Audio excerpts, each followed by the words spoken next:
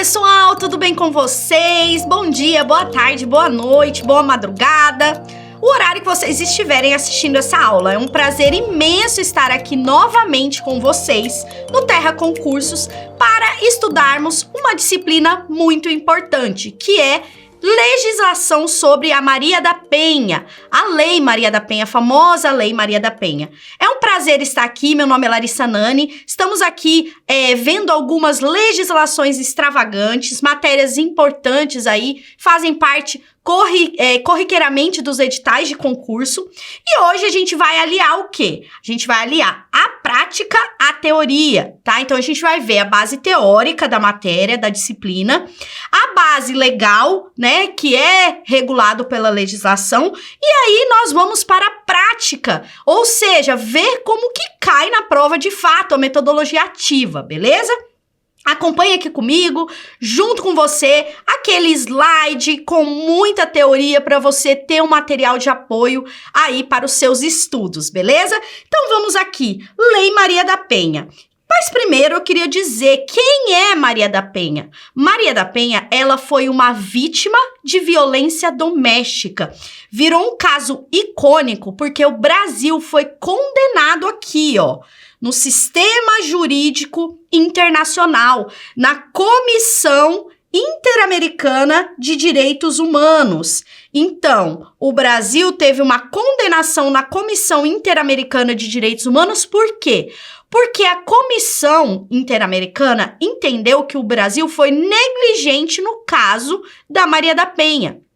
Ela foi vítima de várias tentativas aqui de homicídio, ela foi vítima de violência psicológica, ela foi vítima de violência física, ela teve o corpo dela aí queimado, então ela sofreu muitas questões aqui em que o Brasil não houve aí uma vigilância correta da segurança dessa mulher. Então lá nesse caso julgado pela Comissão de Direitos Humanos, em 2001, o Brasil foi condenado. E quem era Maria da Penha? Maria da Penha era a Maria Fernandes, né? Maria da Penha Fernandes, ela sofreu 2 tentativas de homicídio e sofreu um resultado aqui de ela ficou paraplégica por um momento aí. Então, o que acontece?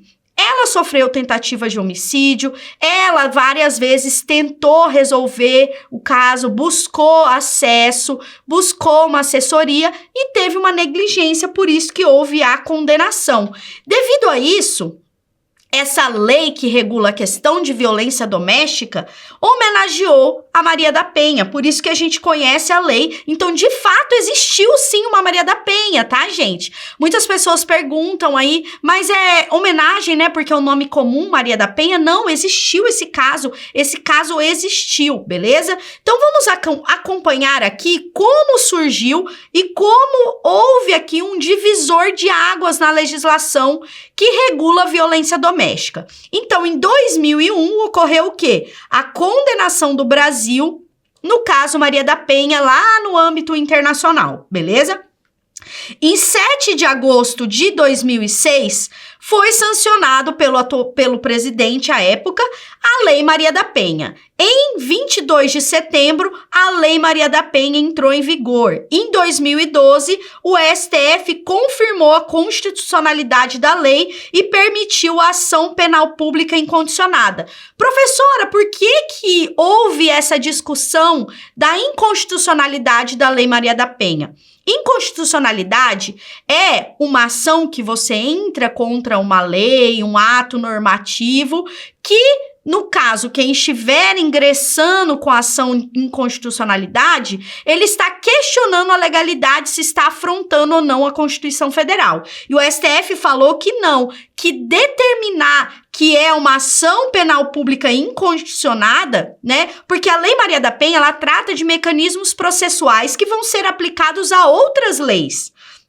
Então, a Lei Maria da Penha trouxe a ação penal pública incondicional nos casos de violência doméstica e houve o quê? uma indagação no STF se era inconstitucional esse tópico da lei. O STF falou, não é inconstitucional, é constitucional. Então, a ação penal é pública incondicionada. Lembra lá no processo penal o que é uma ação penal pública incondicionada? A titularidade da ação, então, não vai ser da vítima, vai ser de quem? Do Ministério Público, beleza? A gente vai ver tudo isso aqui na lei. Eu só tô trazendo aqui uma linha temporal para vocês conseguirem compreender mais a lei.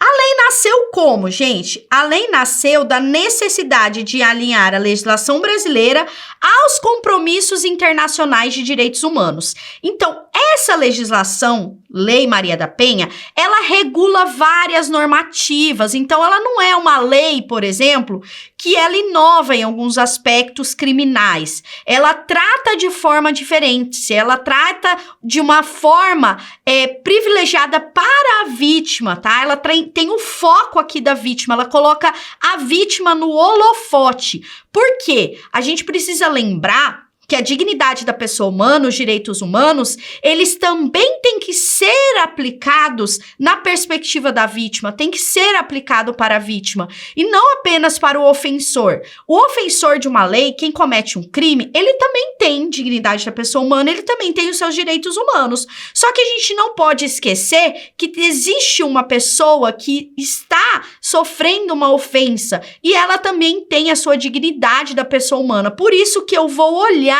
para essa vítima, eu vou cuidar dessa vítima, eu vou evitar a revitimização, vou trazer ela no holofote aqui na preocupação dos direitos humanos, beleza? Bom, o que é definido pela lei? A lei, ela trata de algumas definições aqui, como a violência doméstica. O que é uma violência doméstica para a Lei Maria da Penha? A violência doméstica é uma ação ou omissão baseada no gênero que cause dano físico, psicológico, sexual, moral ou patrimonial à mulher. Galera, então eu tenho uma questão aqui baseada no gênero. A gente tem algumas discussões, algumas decisões surgindo recentemente, polêmicas, tá? De casais composto por homens homoafetivos que estão o quê? Invocando a aplicação da legislação Maria da Penha. Parte da doutrina refuta essa ideia porque entende que a legislação Maria da Penha foi criada baseada na perspectiva do gênero mulher, seja biológico ou seja um gênero que você se identifique como uma mulher, porque tem uma fragilidade aqui estrutural.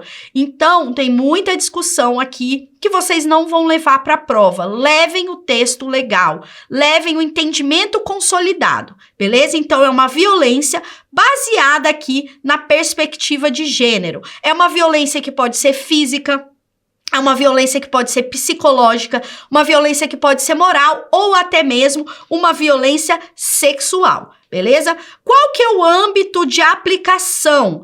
Eu vou aplicar a legislação, a Lei Maria da Penha, no âmbito doméstico, no âmbito familiar ou qualquer relação íntima de afeto. Então, aqui não há uma exigência de coabitação. Então, não é obrigatório que vítima e ofensor coabitem, morem juntos. Podem ser uma relação em que não existe a coabitação, beleza? A questão, geralmente, vai trazer palavras-chave para vocês visualizarem que trata de violência doméstica. Então, quando falar violência doméstica, não é só em âmbito doméstico, ou seja, coabitando junto. Pode ser em uma relação íntima de afeto. Tranquilo? Abrangência aqui universal. Aplica-se independentemente da orientação sexual da vítima. Ou seja, eu posso ser uma pessoa que tenho um relacionamento com outra mulher.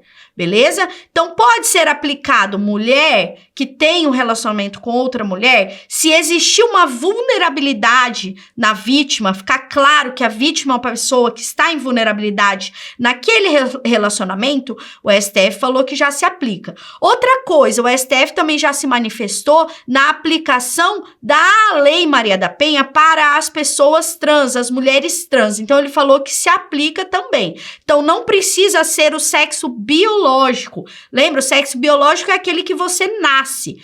E o que você se identifica pode ser diferente do sexo que você nasce. Então, as mulheres trans são aquelas mulheres que não nasceram com sexo biológico. Nasceram homens e se identificam como mulher, beleza?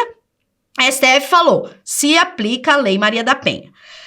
A Lei da Maria da Penha vai além da violência física. Por quê? Galera, não é só violência física que é uma violência contra a mulher. Uma violência patrimonial, uma violência moral, uma violência psicológica, né? Você diminuir aquela vítima, tudo aquilo é também violência. Mais difícil, tá? Porque tinha algumas violências aqui, são violências muito subjetivas. Então, é mais difícil de se comprovar. A física, às vezes, deixa uma materialidade. E os outros tipos de violência, não. Mas não desmerece nenhum tipo de violência. Não tem uma hierarquia aqui de violências, tranquilo?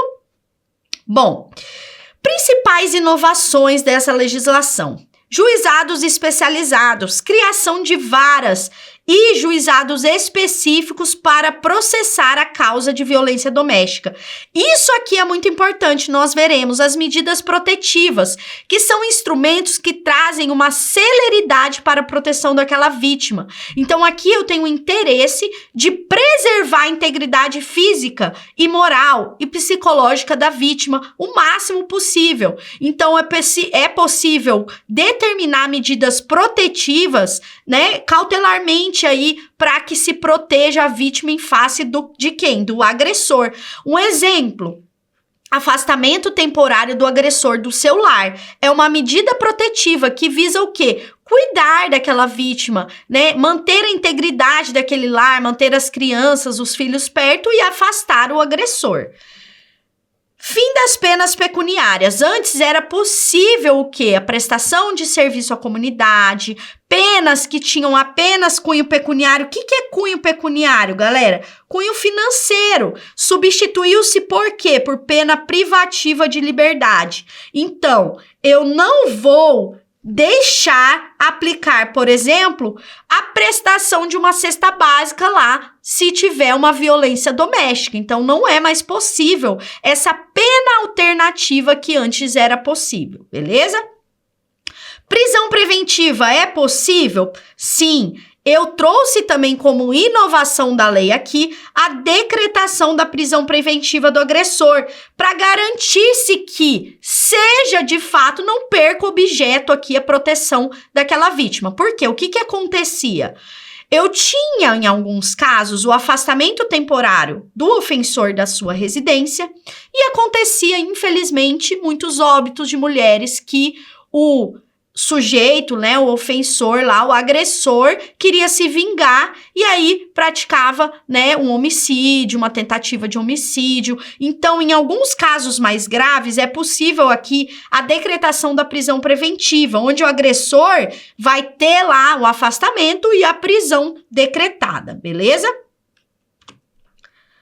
Eu tenho aqui uma previsão também de assistência e proteção às vítimas. Eu vou ter uma rede de proteção. Em algumas cidades nós temos a Casa da Mulher Brasileira, né? Que é aquele lugar onde vai ter assessoria daquelas mulheres. Aquelas mulheres em que não consigam se manter no seu lar, que não consigam, né, de fato, afastar o agressor, se ele foge, ou se não tem a prisão, e elas se sentem inseguras, elas também vão ter abrigos lá em que vão ser destinados para a sua segurança. Esses lugares nem são divulgados, nem tem localização, elas são levadas aí para essa assessoria. Então, encaminhamento de rede de proteção, integração desses serviços públicos prestados de forma diversa aqui, e programas de acolhimento, atendimento multidisciplinar, por exemplo, assessoria médica, assessoria psicológica, assessoria social. Ela é uma pessoa hipossuficiente, ela não tem condição aí de arcar com um psicólogo, um médico, então ela vai ser encaminhada para esse tipo de assessoria. Garantia dos direitos sociais. Galera, tem muitos dos direitos sociais que estão elencados lá no artigo 6º da Constituição Federal. para aí esse vídeo e vai dar uma olhadinha, que isso aqui também cai em direito constitucional, beleza? Eu tenho um rol ali exemplificativo de direito, uma gama de direitos, como direito ao trabalho. Onde que entra a Maria da Penha aqui na assessoria do trabalho? Por exemplo, pode haver a suspensão do contrato de trabalho de uma mulher vítima de violência doméstica. Isso é uma inovação legal também trazida aí pela legislação protetiva, tá bom? Então, eu tenho aí a questão também da pensão alimentícia para ela se manter, para se sustentar. A proteção do emprego, né? A possibilidade desse afastamento do trabalho até 6 meses, que a gente chama aqui de suspensão contratual, porque ela não vai receber o salário dela, beleza? Mas vai suspender. Mas, porém, contudo, todavia, ela não vai perder esse vínculo trabalhista dela, vai suspender o contrato de trabalho.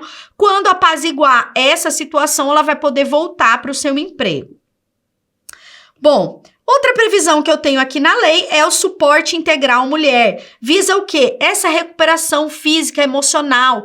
O lastro da violência doméstica, ele vai muito além dessa questão de resolver judicialmente esse problema. Ele vai também marcar a mulher em seu cunho psicológico. Então, eu preciso ter um acompanhamento, uma recuperação da autoestima dessa mulher, né? Ela voltar para o mercado do trabalho. Algumas, elas são o quê? Psicologicamente dependente dos maridos ou dos seus companheiros ou suas companheiras. Então, eu vou ter aqui um suporte integral para visar a recuperação física e emocional e autonomia financeira e social dessa mulher. Muitas estão também sofrendo violência patrimonial. A gente tem um caso aí que tá nos holofotes, né, que vira e mexe estão comentando, que é o caso da Ana Hickman, que sofreu aí uma violência doméstica e parece que no processo, parece não, foi, né, demonstrado lá no processo, que ela sofria uma violência patrimonial também. Então, entendam, a mulher que sofre violência não é aquela mulher que fica lá só dentro de casa, que não sai para trabalhar. Uma mulher que trabalha, uma mulher que tem um cargo público de relevância, ela também pode sofrer uma violência doméstica. Ela também pode sofrer uma violência patrimonial, uma violência psicológica. Outro caso recentemente que veio no holofote foi de uma delegada da delegacia da mulher que sofria violências físicas por parte do seu marido. Ela alegou que não denunciava o marido por vergonha, porque como ela era uma delegada, né, não ficava bonito para a profissão dela denunciar. Então, porque a vítima ela fica com estigma social muito grande. Então, a gente tem que combater também esses problemas. A pessoa que é vítima de violência doméstica não é uma escolha. Por isso que tem que ter uma assessoria psicológica para entender, para ela sair, quebrar esse ciclo de violências. Eu tenho um ciclo de violências dentro da violência doméstica. Então, é aquele looping que ela quer sair, aí ela visualiza a sua relação, visualiza aquele relacionamento, tem os filhos, tem a dependência. Por isso que é um ciclo de violências, por isso que é importante essa assessoria para que rompa esse ciclo de violências. Beleza? Avanços recentes aqui, atualizações quentinhas entre 2023 e 2025. Monitoramento eletrônico. A ampliação aí do uso de tornozeleiras eletrônicas para o quê? Monitorar os seus agressores. Porque alguns têm essas medidas protetivas, medidas cautelares de manter o distanciamento. Então, eles precisam respeitar. Então, a tornozeleira também auxilia nessas questões. Celeridade processual. Eu preciso que não basta ter uma norma fria, uma norma morta. A norma precisa ser viva. A norma precisa ter aplicabilidade. Então, de fato, ela precisa ser efetiva. Como? Tendo uma celeridade processual. O que é celeridade processual? É o processo andar, é o processo ter decisões, é o processo ser efetivo. Isso é celeridade processual. Abrangência ampliada. Aqui houve, então, uma ampliação, né, pelo entendimento jurisdicional para casais homoafetivos e mulheres trans, reforçando a universalidade dessa proteção. Então, casal entre mulheres homoafetivo, vai ter aplicação da Lei Maria da Penha. Um casal em que tem uma mulher trans, né, que não foi aquela mulher que nasceu com sexo biológico, também tem aplicação da Lei Maria da Penha. Isso aqui já caiu em prova. Apesar de ser um entendimento jurisprudencial, tem questões relevantes sobre esse tópico, beleza? Integração de serviços, fortalecimento da rede de atendimentos. Eu preciso ter uma articulação aqui política, uma articulação da justiça, uma articulação da saúde e da assistência social. Tudo em prol da efetivação dessa lei, beleza? Tranquilo? Galera, a gente vai parar aqui um minutinho e vai voltar no outro bloco aí para vocês tomarem uma aguinha, um cafezinho. Eu espero vocês já já.